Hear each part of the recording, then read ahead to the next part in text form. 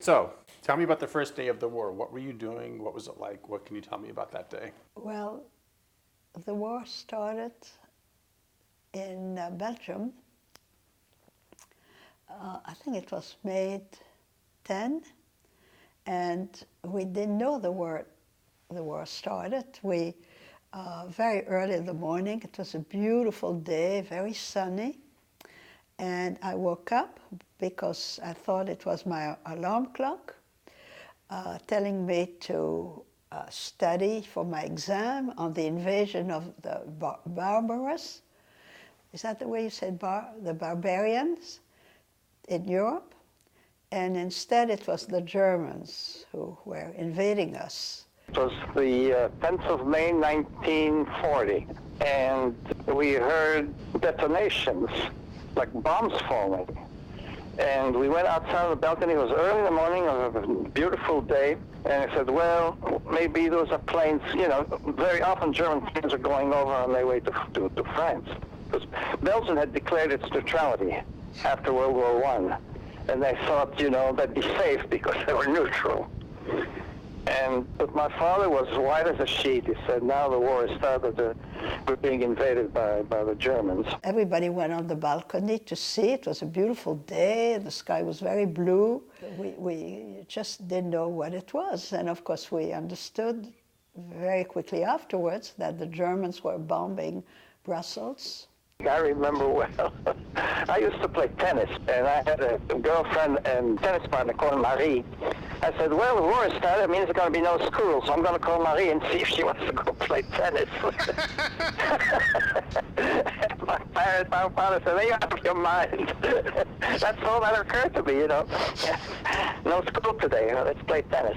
So immediately, my father contacted his brother, and they thought they should leave. His brother Abram? Yes, and that they should leave, that the Germans are starting a war. And so for two days, people came to our house to ask my father for advice, because my father was very wise. And he and my mother decided that they should leave temporarily, because they thought the Maginot Line would be able to stop the invasion. So we waited every day to see what's going to happen. After 5 days, the Belgian and whatever French and British troops arrived, to reinforce them. It collapsed, and the Germans were approaching Brussels. So we figured it was time to get out. Now, my father never owned a car. Abram had a car. So there were, four of them and four of us. So the 8 of us, plus whatever luggage we could take, piled into that car. And we went to a town where we had been before, a small town right on the French border, to see, maybe all these troops pouring in from France to be able to hold the Germans would be safe there. Well, of course, that didn't happen. So it was decided that we would go to some kind of a spa, which Abraham knew about, where he had gone before.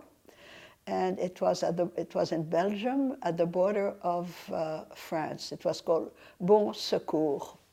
And I don't remember anything about it. We thought we'd stay until the Germans would be pushed away, but of course we only stayed maybe 3 days. And when the Germans invaded that day, it was a Catholic holiday, which the Germans did on purpose, so all the banks were closed. So we couldn't, my father couldn't take any money out, and we just left in my uncle's car, which was a huge car. It was a DeSoto, and it almost looked like a Rolls Royce. And so it was my uncle Abram, his wife Paula, his 2 sons, Jules and Charles. And Judith was at the seashore in Ostend. Judith is Jules' wife. She was pregnant, and she was visiting friends of hers. I think it was a Polish count who was a doctor, who was running a I think, a hospital, something, a rehab for children. And so we just left. And my father and Abraham went back to Brussels at great risk to take some money out, and whatever they could. Then they came back, and then it was time to leave immediately because the front had already started in Belgium. It wasn't just the planes. And so we went to northern France. And I think we were, I don't know exactly where we were, but we were still in the north. And I think the nearest town was Roubaix. Before that, there was a decree. It was on high haut-parleur, how do you say? It was projected, the sound all over, that young men between the age of 16 and 35 should immediately leave and go to Rouen, because if the German would catch them, they would use them as not exactly ammunition, but to work in an ammunition factory. So Uncle Danny went by bicycle to So Rouen? my parents bought him a bicycle, along with thousands of young men we saw on the road, all bicycling away, all going in the same direction. An order came through that all Belgian citizens 17 and over should report to the town of Arras to start, to be inducted to the army. So I had my bike with me. I don't know how I was able to get that bike on the car, but I had it. So I said, well, that's me. I got on my bike, and my mother in tears, and I took off. And I went to Arras, and I asked people, where do I report? And they said, report? The Germans are coming. So keep meaning run for your life. So I got on my bike, I said, well, I'm going to Paris. Well, the thing is that it wasn't all that easy because the roads were completely clogged, with refugees going in one direction and troops going in the opposite direction towards the front. But after 3 days sleeping in haystacks where I could find I finally got to Paris. And in Roubaix, Jules took the car to get Judith, and he said, I'll be right back. I'll rush, I'll drive very fast, I'll get Judith, and I'll bring her back. And where was Judith? She was in Brussels? No, I told you she was at seashore, Oh, yeah, right. visiting a doctor and his wife, okay. Very, very old friends of hers.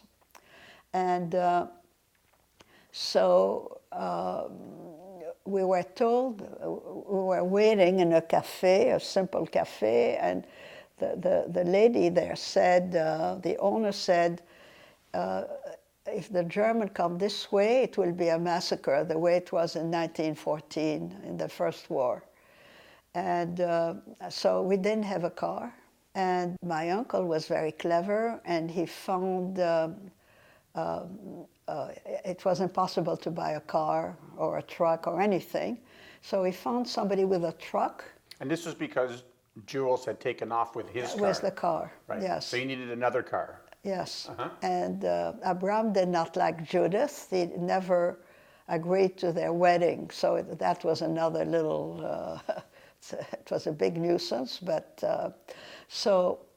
but anyway, he was supposed to come back with the car and with Judith. And the car was big enough to accommodate them and us. And so he saw this man who had a truck, and he said, I will pay you, can you take us? Which meant Abraham, his wife, Charles, their youngest son, and my parents and myself. And he was hesitating, so Abraham showed him, I'll give you these gold coins. He had gold coins.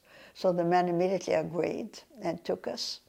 And I remember that was our odyssey, going from village to village, from town to town, always going south, because the German front was advancing very quickly. The Maginot Line was for nothing. I mean, they just went right through it. It was not a defense at all. And we slept when we couldn't find a place where we could spend the night, like a little hotel or an inn or something like that.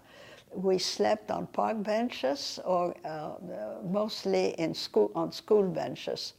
And the bombs started falling on the people who were traveling. And the Germans, of course, knew that these were just simple people and not anything to do with defense and the military. And they went very low and made a racket. And so we all stopped, and we threw ourselves in ditches. And I remember putting my hands over my head and becoming very religious, asking God to save us, to please save my father, my mother, my brother, and if possible, me, and all these people. And so then we continued, and we stopped somewhere. I think it was also a park bench, and the two ladies left her. I don't remember exactly where we slept, but that really wasn't important. They left very early. They went to the church. Who did? To their church. Who? The wife of the driver and her sister. And also when those women went berserk when the bombs fell, and my mother was very calm, and she was able to quieten them down and to reassure them that it's not going to happen again. Of course, we had absolutely no assurance of that, but my mother was miraculous, soothing them. And so these women came back, and they said, we went to Mass at very early in the morning, and we prayed that you would find your son. You know, they didn't even pray for themselves, because my mother was sitting in the back of the truck and looking at every single bicycle rider, and she said she was almost blind because she was looking so intensely, and of course she didn't see him. And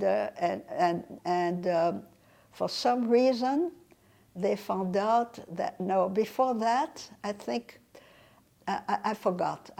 First we went to Rouen, because they said that's where all the young men should go, in the cathedral. This cathedral is very well known because Monet painted that cathedral at different times of the day, because the light was different. And they're all these paintings are masterpieces. And of course, I knew about that Rouen, even at a very young age, and my mother too.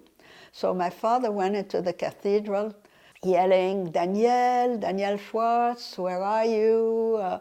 And somebody came, and he said, I was a schoolmate at École de Colly, the private school where my brother and I went. And he said, but he's not here. But there were hundreds of young men there in the cathedral. And outside of the cathedral, there were long tables. On the table, there were diluted wine, and because it was tea time for the British, and the British were there. They're the ones. They couldn't do without their 5 o'clock tea. This was at the church? In Rouen, outside. Why were the British there? Because the British came to help, to the war, obviously. So then those women, they came back and they said, we pray that your son will be found. And somehow we found out that it was possible to call Paris from there, from a cafe, because that time, of course, nobody had a cell phone, and we weren't always staying in a hotel, so my parents called our friends who were relatives. They were both doctors, Nusha and Raphael Ginsberg, who were in Paris. And they said, oh, Daniel is here. He bicycled here. Instead of going to Rouen, he went to Paris. I went to Nusha, and they were still there. And I guess I stayed with her for a few days, and I was there. Of course, I had no idea what had become of my parents. And of Abraham and his family, a call came in asking, do you know where Daniel is? And you just said, he's right here with me.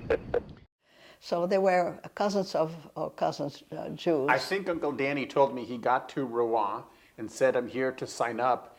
And they said, sign up, no one's signing up, everybody should flee. And then he went to Paris. Oh, I didn't know that. I didn't know that. So he went to Paris, and apparently he came with and he bicycled, a very long distance. And the peasants, again, it's not a term that one uses anymore, but they would see all these young men, and they would give them slices of French bread, baguettes, or water, or very often wine. And my brother would say, well, I don't drink, thank you very much. And said, no, you must drink, it will give you a stamina. And so he was bicycling, and he wasn't used to wine, so that was a problem, even a little wine. So they said, Dr. Ginsberg and Daniel said that all of us are going to Clermont-Ferrand, which is in Massif Central. It's Massif, it's the mountains in the center of France, because George Gurvitch, who was a cousin of ours, although he was a generation of my parents, he was a prominent sociology professor and at the Sorbonne and at the called Livre des Hautes Études, which he was one of the founders, but at the time he was teaching in Strasbourg, living in Paris, but still teaching in Strasbourg. And he said the university is relocating to Clermont-Ferrand. That's why we went to Clermont-Ferrand. So when you called Uncle Danny in Paris, he said, we should meet there? Yes, we should meet in Clermont-Ferrand, because everybody's going to Clermont-Ferrand,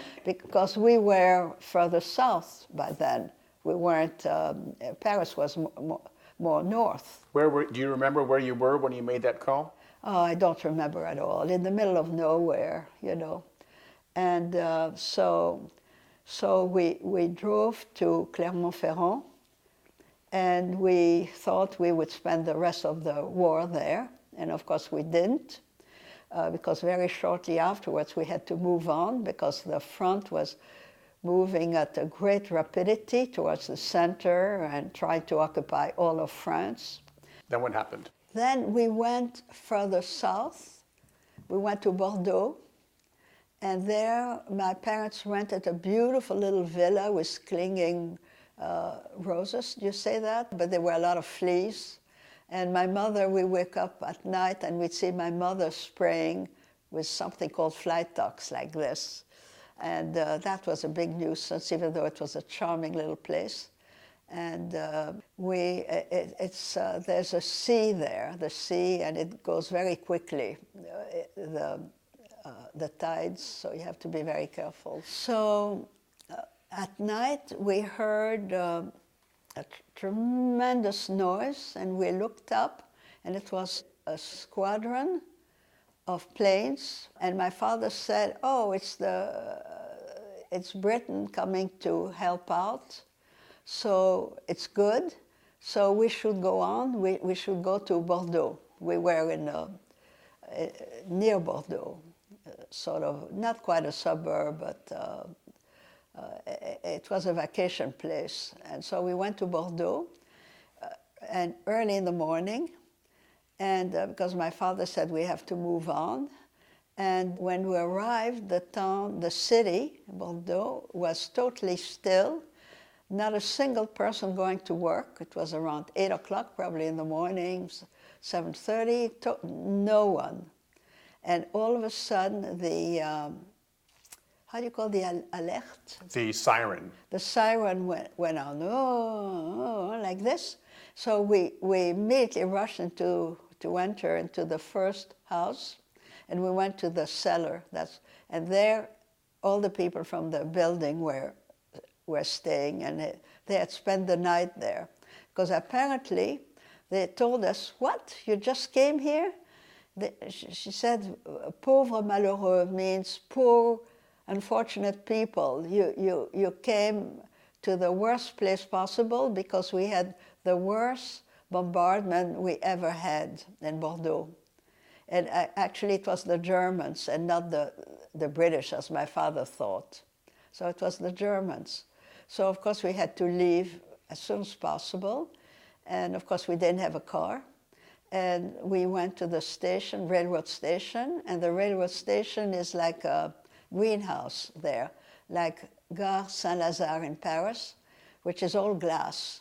And somebody said, if the Germans come now, it would be the massacre of the innocents, because it was just wall to wall with people. Everybody was fleeing. Everybody wanted to take the train. And my father was the only person who went to the ticket counter. And apparently he was the only one who bought a ticket. Everybody just went into the train without a ticket, without anything. And so we were on the train, and there was a soldier who had, how do you say, who left? A deserter. A deserter. He was demoralized, and he said, there's no way that France will win the war. I mean, we're losing the war. The Germans are practically all over France. And so somebody said, are you sure we're going south? Because of course we want to go south. So we were, because we wanted to go to Spain, to go to Portugal, to leave the country, because we knew that France would be occupied by the Germans. And of course, Spain was under the dictator, fascist dictator, Franco. So we didn't want that either. We wanted to go to Portugal, which was the only free port in Europe, the only free country all the way west and to the south. So we were in Biarritz, and there we couldn't find lodging, so we stayed at the most expensive hotel, which was Napoleon had built actually for Josephine, his wife, and it still exists. And so I shared a room with my aunt, my elderly aunt. She was much older than my mother. And in the morning, at breakfast time, we sat, it was a very fancy dining room, I remember that. There was a table right next to us with generals. My father said they are generals, and they were smoking nonstop. They were Germans? What? French generals, and my father said they're discussing the capitulation because obviously France is losing the war, and they're talking about the end of the war and the capitulation, and my father was right. And my father said we have to leave immediately towards the center of the country because the Germans will want to occupy the coast so that they can go to England and invade England and fight England. So again, without a car, and my father met an old friend from Paris, Joe Bloomberg and his wife. So Joe was very clever, and he negotiated with a Parisian taxi driver who obviously got away with a car which didn't belong to him, the cab. And he said, we'll pay you very well. Please take us away from here. Well, my father stood outside hitchhiking, and he saw a Parisian taxi cab go by. So he asked the driver, where are you going? He said, any place, just to get away from the German army. So he said, well, you got yourself some customers. And we jumped into that cab. And my father said, we have to go into the Pyrenees. We have to go west because, wait a minute, France, and we have to go west. And no, east. East.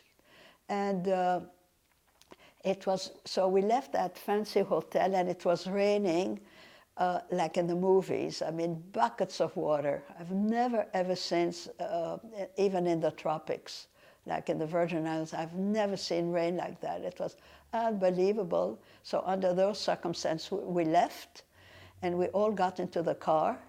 And the man had asked, how many are you? And he said, well, four adults and 2 children. Of course, my brother was very tall at that time. And he said, is that a child? But anyway, we all got in. So we So all night long we were in the mountains, and the man had no idea how to drive, because he, in the country especially, he was a city driver. So we're always coming back on the same place and through the mountains, up and down. And I got terribly car sick. And of course, it was emotional. It was very scary. So he had to stop, and then I would fling myself on the grass, just to rest, not to be moving. And we drove and drove and drove. I remember we drove through some mountains. It must have been the Pyrenees, because your mother, she gets seasick easily. And we had to stop a few times while she was throwing up on the side of the road. And then we continued, and at dawn, then it wasn't dark anymore, and we saw people dressed in black. They were in mourning, and they were bringing wreaths and flowers to the tomb of the unknown soldier from the previous war, from the First War. And everybody was crying, and it was so moving. We started to cry too. I mean, it was so, we understood that France had lost the war that night. Where was this? In the Pyrenees. So I was in bed for a few days after that because I was recuperating, and my brother immediately started to help the people who took us in. They were farmers, so whatever needed to be done, he did it. And then it was near Pau, P-A-U, but a village. Pau is a little town, maybe not so small anymore, but it's a small town. And so after that, we went to Toulouse. I think we went to Toulouse, and that's where, at that time, already our friends, Mrs. Hessen and her husband and Vera, and André Varchaver and his parents, who were very close friends of my parents, they rented a house and they stayed there in Toulouse. And you met them there? And there were other people. And so we went, and in fact, the Rozovsky also spent a couple of nights like we did, and the boys were in one room, sleeping in, I don't know, on the floor, and the girls in another, and the adults.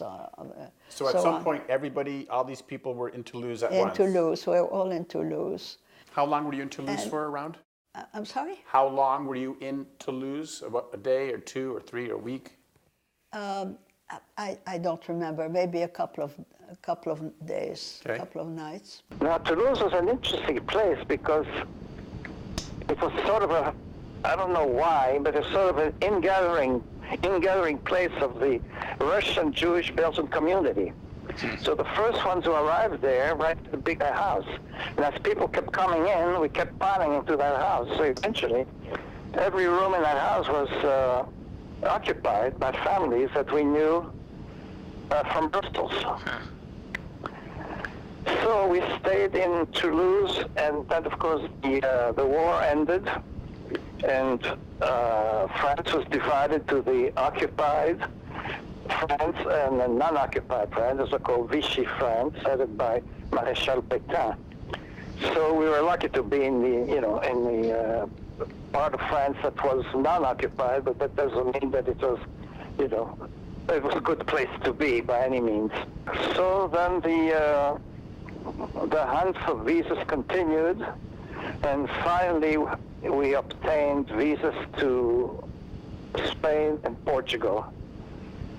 So we went to Perpignan. Perpignan, which is the last town on the border of Spain. And my father bought a car, a very big car. My father bought a car. Again, I don't know where the money was coming from. And apparently my father was able to take some money out of Brussels. And we hooked up with a couple named the Bloombergs. And I named it Uncle Donald because I had, in my progressive school, we learned languages by singing and by poetry and so on. So I knew Uncle Donald had what? Uncle Donald had something. Had a farm. A farm. E-I-E-I-O. So I called it, I don't know.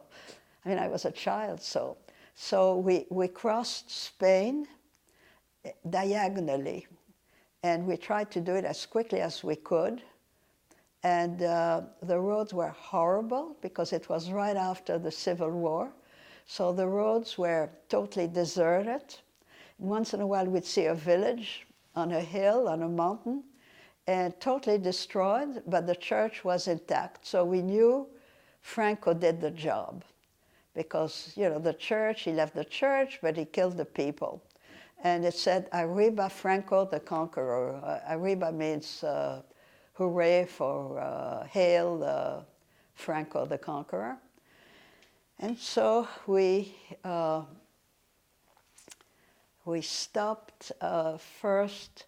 We saw Toledo, and I saw Toledo the way El Greco. I mean, every time I think of arriving in Toledo, I think of the painting of El Greco, which is at the Metropolitan Museum, and I knew that painting somehow. I don't know why, but I did know about that painting, and my mother too. And there were torches on the road in the mountain, but the roads were mountain paths. They were very, very narrow, and that was Toledo. And then we went to Barcelona. How long did you spend in Toledo? No, we didn't spend any time in Toledo. Daddy and I went to Toledo afterwards. But during the war, you never spent the night there? No, we were in a rush to leave. So then you went... Franco Spain, we weren't tourists. However, in Barcelona, we were tourists because my mother absolutely wanted to go to the Prados. So we went to the Prados. We had to see Velázquez and Goya and El Greco. And some of those paintings I was familiar with because even at a very early age, I was very interested in art, and especially wonderful painters like the Spanish painters of that century. And from there, the road, it was extremely hot. We weren't used to that temperature, which we have in New York now sometimes. And of course, we didn't have air conditioning or anything. So the car broke down one time because of the bad road, and the person who was driving, Mrs. Bloomberg, she she lost control of the car, and it was going from one side to the other. Of course, there was no traffic at all. But on the other side, on the right side, there was a ditch, and I think on both sides. And we immediately thought, I came to mind that, okay, we didn't die on the roads of France, but we'll die here in Spain. It was obvious that we were going to die. And so we did fall into that ditch with the car, but the ditch wasn't that high, but the car wasn't turned over. And so we were able to get out. And so then it meant waiting for somebody to rescue us without a car. Temperature was like over 100 degrees, humidity and all that. And so we stayed under some olive trees in the shade until somebody would come by, hopefully, and we would ask that person to tell the first garage, the first village, to come and get us out. And so we saw a man with a donkey coming on a donkey, and he stopped, and he gave my brother water. We were very thirsty, and it was a pouch, a leather pouch, and you hold it above your head, and you open your mouth, and it's like a jet, how do you call it? A stream. A stream of water, where you open your... And that turned out to be lethal for my brother because the water wasn't pure, and he had, very shortly after that, hours later, he was violently sick with very high temperature and totally out of it. Just before we got to the Spanish border, I got dysentery. And we thought, my parents thought we were going to lose him. And so a car did come to get us, and we were able to drive finally to Portugal. So you get to Portugal. Where in Portugal did you arrive? Well, a small village, I don't know, and there was a very nice young doctor who spoke French.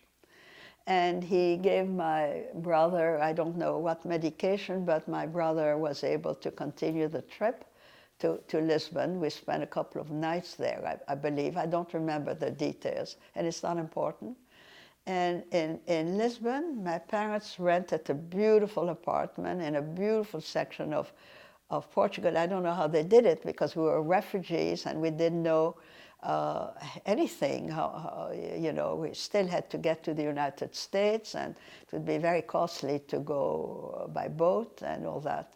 So, but the apartment was wonderful, and Do you remember where it 9 was? months. Yes, a very nice section of Lisbon, and What was it called? Avenida Admirand Reich, Admiral Reich. And Adine was in Portugal recently, and she looked it up. But apparently it's a very long street, and it becomes commercial after a while. But it was very posh where we were. And the people were, the lady who rented the house was very nice. And so it was very spacious and nice. And so the long wait and the tediousness of finding passage on a boat, because everybody wanted to escape, so it was very difficult to find a boat, and to get we needed an exit visa somehow, and of course mostly to get a visa to the United States. So we stayed there 9 months. And my father used to meet friends and colleagues and men he knew in a cafe in the morning. He used to call going to the office. And they would talk about one disaster after another, how one didn't get a visa and the other one wasn't able to obtain a passage. And so they exchanged the latest news, what to do and how to do it and so on. So the thing is that the crooks got hold of the tickets, and they sold them at 10 times the price of what it would cost. It was very expensive at the time anyway to go by boat anywhere. But so my father finally was able to get tickets in a luxury liner. It used to be a very posh tourist, not a yacht, but I don't know how you call it. So, but everything had to coincide with the exit visa and getting a passport to the United States. You mean getting a visa to the United States? Yeah, a visa to the United States, yeah. And so I didn't go to school because I didn't speak Portuguese, and it would have been not possible. So I had a tutor who taught me French literature, and French literature, and another one taught me English. An English person taught me English. And for some reason, I befriended an older Spanish girl, much older than I, and she was teaching me Spanish and Spanish songs and so on. And I went to my mother enrolled me in the Academy of Art, and I was the only young person there. Everybody was an adult. And we all drew from the bust. We drew with charcoal in huge pieces of drawing paper, the bust of philosophers like Plato and so on. And it had to be very precise and it was very interesting.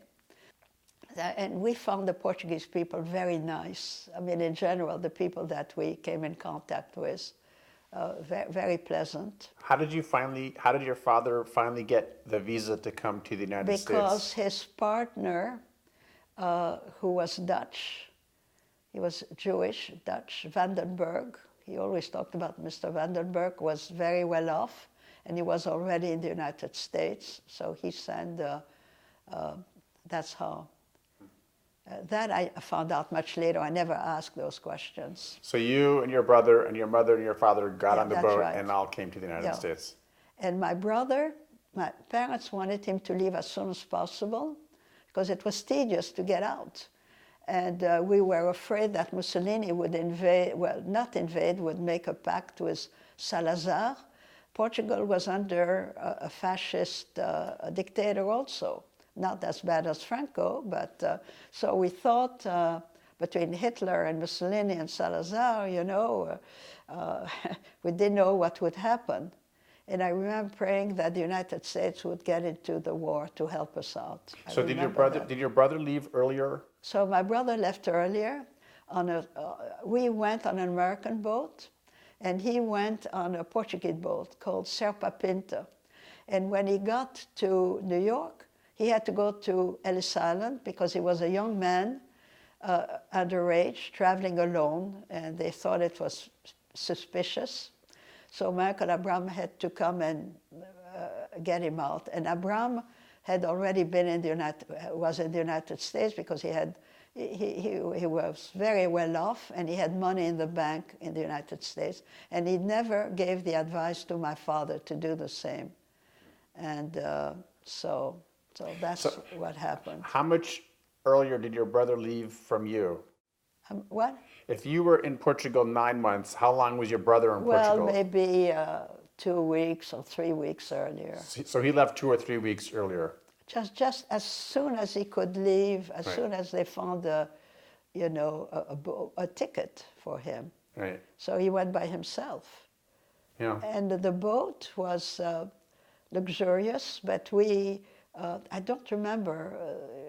I think we slept with other people, I think. I think it was like in Charlie Chaplin, The Emigrants, their films where people sleep, like a dormitory, but I'm not sure.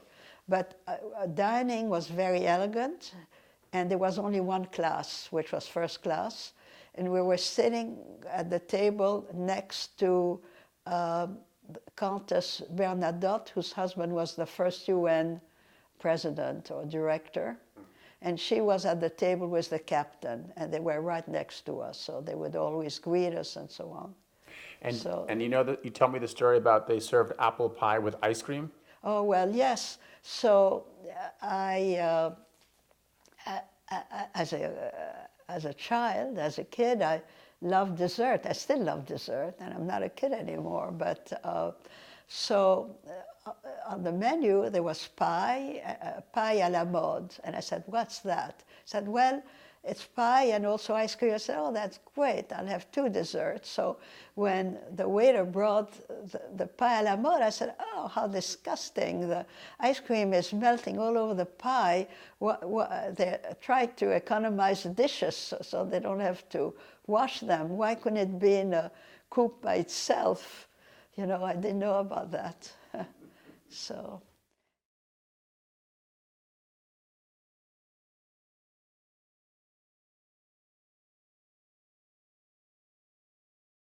And I befriended the young jazz musicians who played while we were eating, and they were also escaping. You became friends with the musicians on the boat? The musicians, yeah, I like the musician. He's an adult, and I was wondering why they never sit at dinner with any of us,